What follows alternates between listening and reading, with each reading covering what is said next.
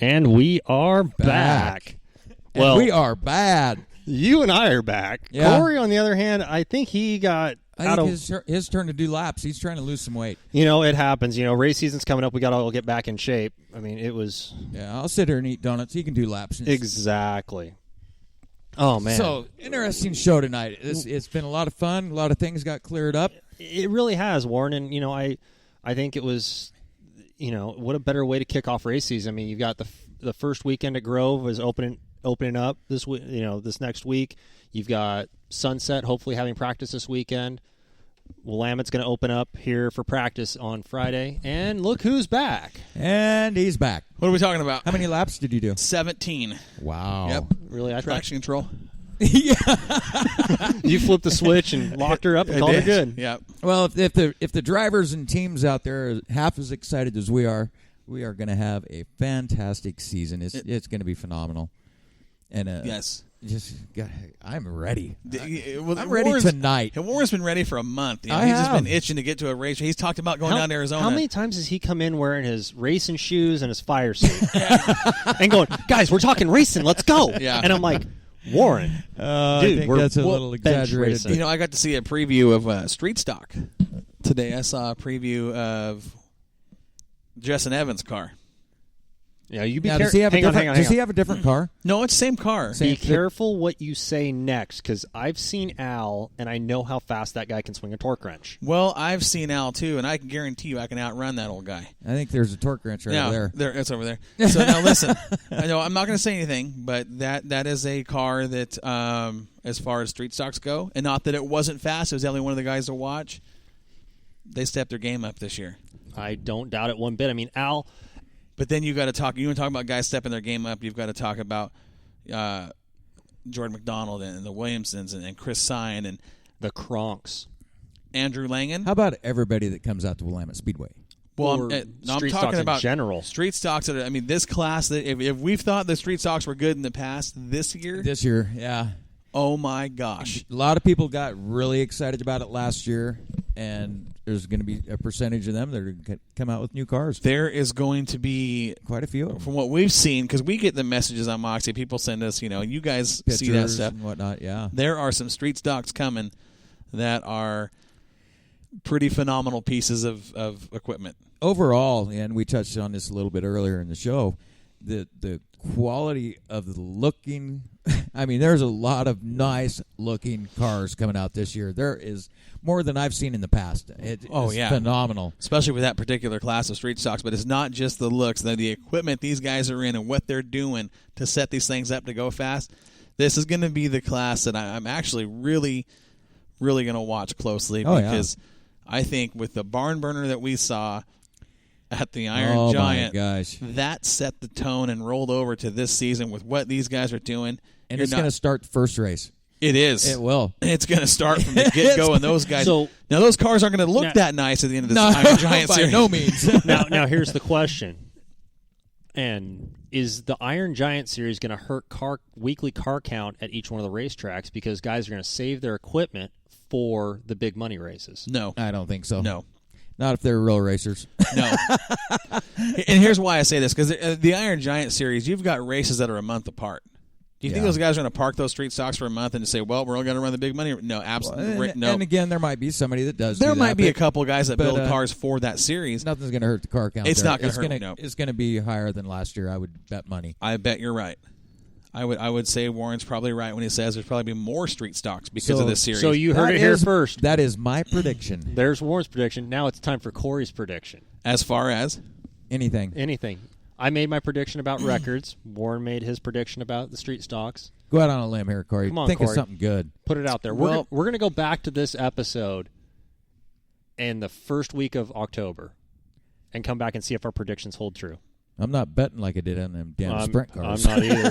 I'm not either because with our luck, he'd win. Corey's going to win, yeah. He's thought hard. I can see the wheels look at the turning. smoke coming out of those headphones. Corey, you better sit down, man. Don't pull a muscle, man.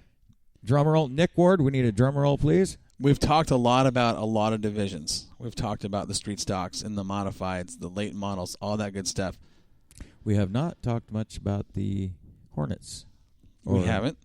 We have talked about that. We have, Well, but okay, not here's much, one not as prediction that I much. think is going to be, as Warren would say, Ray Charles will see it. You'll see that class So grow. obvious Ray Charles can see it. You'll yeah. see that class grow. Here, I think, is the hardest prediction to make in all the classes. I'm talking Willamette Speedway. I'm just talking. We're going to make predictions about Willamette. The hardest thing I think would be predict would be a champion Ooh. in the super sports. Oh. Now, that being said, I'm gonna, and I'm not Just throw it out there. not trying to knock anybody down, but I think from what we've seen, I'm going to make a prediction on a super sport track champion. Man, he is getting. He's really going. I told him to go out on a limb. He's doing her. He took it literally. Yeah. All right, who is it? And I'm going to say this guy just because he was so fast at the end of the year, and he's going to make all the races. I'm going to predict. I know who you're going to say. I'm going to predict Brian Winkler as a super sport champion. That surprised me. That's okay. When you started That's a talking good about choice. this, Let's that's exactly what I was thinking too. Well, and here's the thing, because I would put. It's really hard to say right now between, and Randy's the defending champion, and you can't knock him. He had Dan a great Dybel. year, Dan Dybel, but I don't think you're going to see Dybel run every race. I just don't think you're going to see that. With the commitment that Winkler's got with this car and with that's the a nice Racing looking for car, Life, too. yeah, with the Racing for Life program and the deal they're doing, I'm gonna predict that he'll win the Super Sport if he has any kind of luck. Yeah. Because he didn't have a whole bunch of good luck at the beginning of last year Well, and still ended up second points. Everything he's doing, he's going to have some good juju this year. And you got to, Probably. the other he's thing, earned it. The other thing you got to think about with Winkler and that whole situation is look at the people that we know of and that are publicly with that team. Right. He's got the whole Steve Moore Extreme Motorsports camp Yeah. with He's got him. some great crew guys. Great crew guys. But then you also think about, our inside information, who is associated with that car that is unnamed and very quiet as far as the technical side of that car. That right there, I think, is a very smart prediction. Now, I also think it's pretty dumb, too. and I know what you're saying. I know what you're saying. I'll tell you why. Let me Go ahead. I know what you're saying. I think you'll see Winkler win the track championship, but not have the most wins in that division. I will agree with you on that also, because we start talking about this. Look at the talent he's going to be up against this year. Dan Dybel.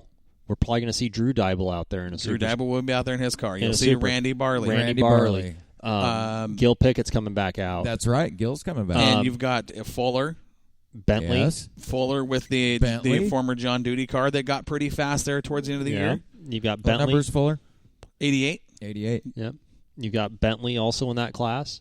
I mean, you've got some drivers that have been out there since the grass was young on the infield. Well, What? I almost said as young as, since you were young, but I didn't want to. I picked on you enough tonight. Here's something else can we take didn't it. talk about. I mean, you just mentioned some names. We know Sean Cronk's going to have a Super Sport.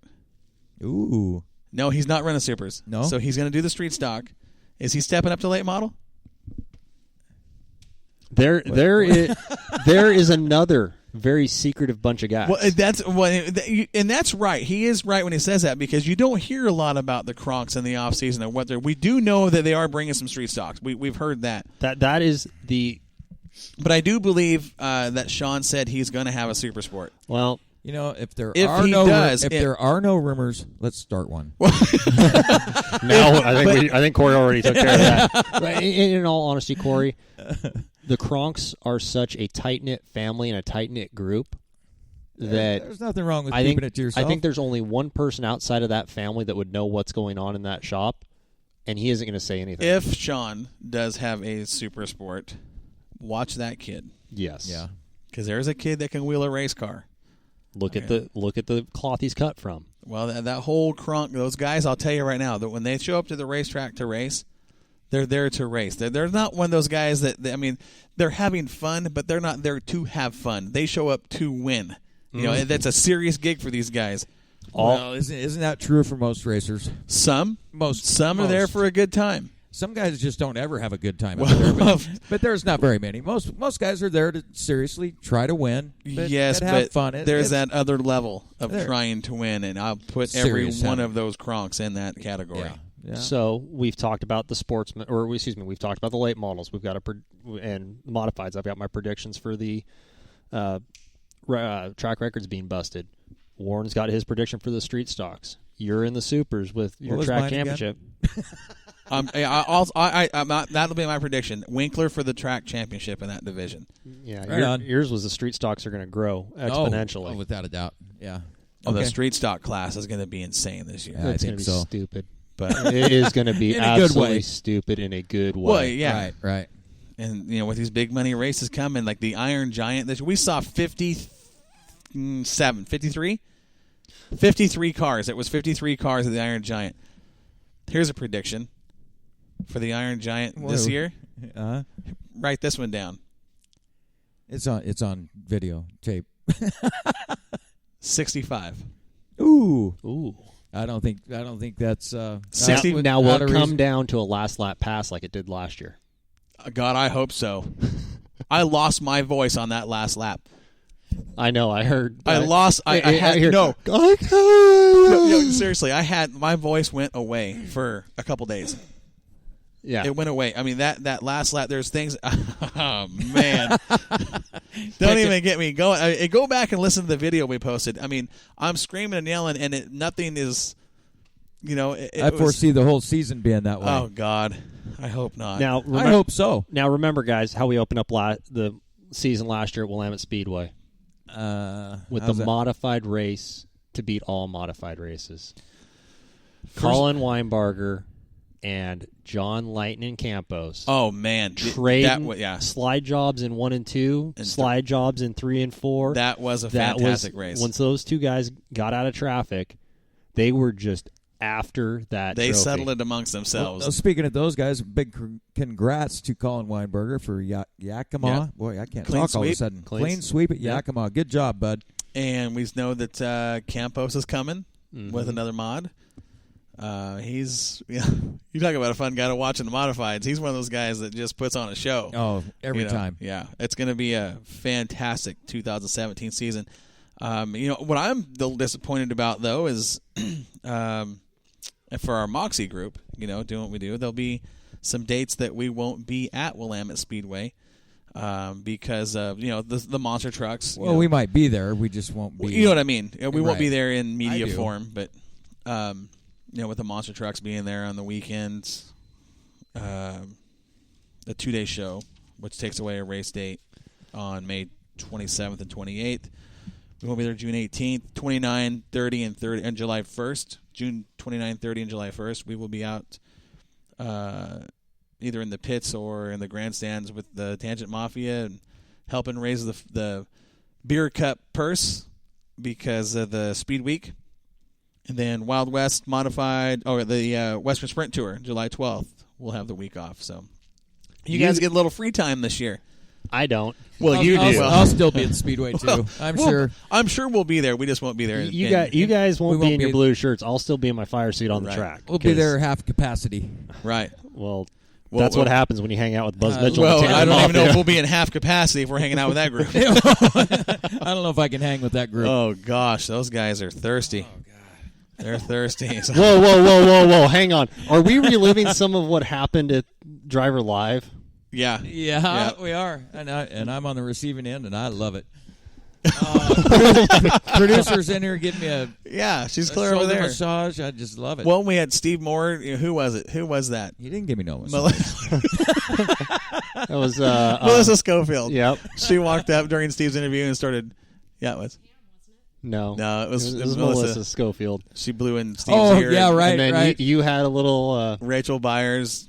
I thought it was Pam Mitchell. No, it wasn't Pam. It was fun though. It was all the girls. They were all over. They were crazy. Yep. See, they're just as pumped up. Families are just as pumped up as everybody.